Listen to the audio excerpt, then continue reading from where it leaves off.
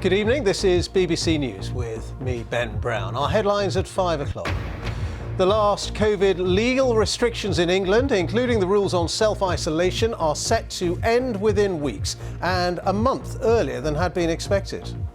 Provided the current encouraging trends in the data continue, it is my expectation that we will be able to end the last domestic restrictions, including the legal requirement to self-isolate if you test positive, a full month early.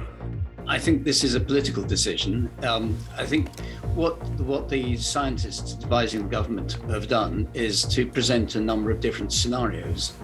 But I quite appreciate that our elected representatives are those who actually have to decide what they want to do. Boris Johnson is facing more pressure over allegations of Downing Street parties as a new picture emerges of him at a gathering in December 2020. West Ham United fined Kurt Zouma 2 weeks' wages after he was filmed kicking one of his cats. The RSPCA say the animals are now in their care.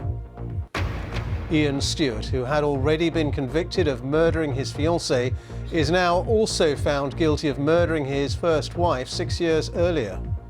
2, 1, 0. And getting a reaction. British scientists break the record for creating energy from nuclear fusion.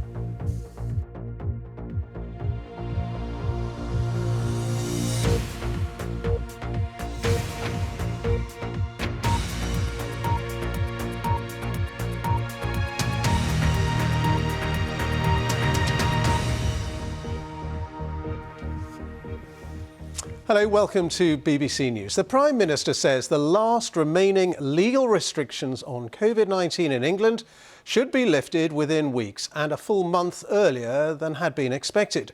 Boris Johnson told the House of Commons today that as long as the data continues to be encouraging, England's rules requiring people with COVID to self-isolate will come to an end.